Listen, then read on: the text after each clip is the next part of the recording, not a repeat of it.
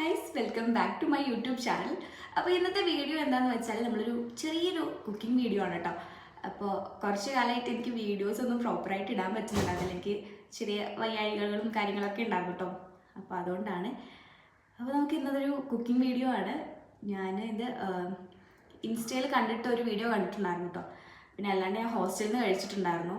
അപ്പോൾ വീട്ടിൽ വന്നിട്ട് ഞാൻ ഒരു തവണ അമ്മയോട് പറഞ്ഞു കൊടുത്തിട്ട് അമ്മ ഉണ്ടാക്കിയിട്ടുണ്ടായിരുന്നു കേട്ടോ.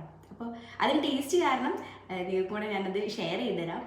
കുറേ പേർക്കൊക്കെ അറിയാൻ ചാൻസ് ഉണ്ട്. നമുക്ക് വീഡിയോയിലേക്ക് പോവാം.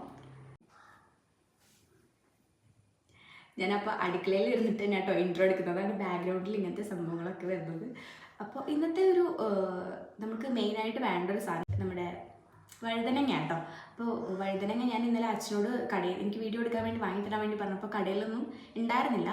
അപ്പോൾ നമ്മുടെ വീട്ടിൽ സാധനം ഉണ്ടായിരുന്നു, അതിലെല്ലാം ചെറുതായിട്ട് അടുക്കുന്ന. അപ്പോൾ അച്ഛൻ പറഞ്ഞു അതെടുത്തോ, അതല്ലേ കുറച്ചുകൂടെ നല്ലതെന്ന് പറഞ്ഞിട്ട് വീട്ടിലുണ്ടാകുമ്പോൾ അതല്ലേ നല്ലേ. അപ്പോൾ ഞാൻ പറിച്ചു വന്നിട്ടുണ്ട് കേട്ടോ. ഇങ്ങനെയാണ് ഉള്ളത്. അപ്പോൾ ഇത് കുറേയൊക്കെ അപ്പോൾ ഇങ്ങനെയാണ് ഉള്ളത്.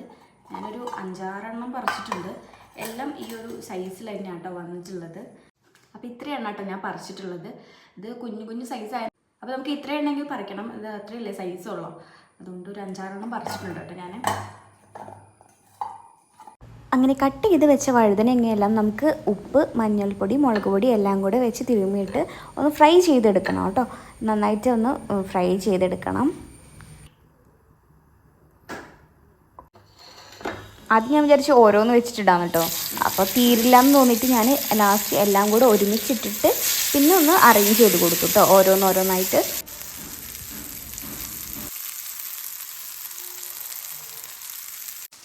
പിന്നെ നമുക്കിതിന് മെയിനായിട്ട് വേണ്ട ഒരു സാധനം തൈരാണ് കേട്ടോ. അപ്പോൾ മിൽമയുടെ തൈരാണ്.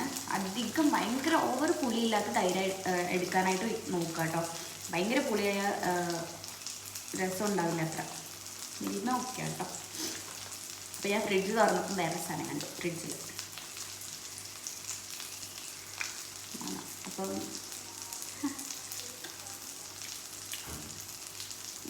ഫ്രിഡ്ജിൽ കട്ട് ചെയ്ത് വെച്ചു കേട്ടോ. പക്ഷേ ഭയങ്കര തണുപ്പ്.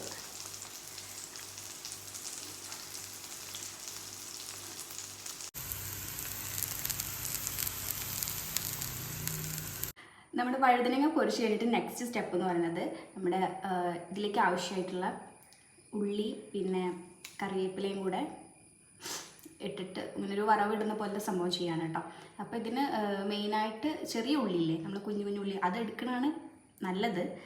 ഞാൻ ഇതാണ് എടുക്കാറ്. എന്താണെന്ന് വെച്ചാൽ മറ്റേ നന്നാക്കിയിട്ട് വരുമ്പോഴേക്കും കുറച്ച് സമയം പിടിക്കും. ഇതാകുമ്പോൾ പെട്ടെന്ന് കഴിയും. അതുകൊണ്ടാട്ടോ. അപ്പോൾ നിങ്ങൾ എടുക്കുന്നുണ്ടെങ്കിൽ ചെറിയ ഉള്ളി എടുക്കാം കേട്ടോ, കുഞ്ഞു കുഞ്ഞു ഉള്ളിയിൽ. അതെ.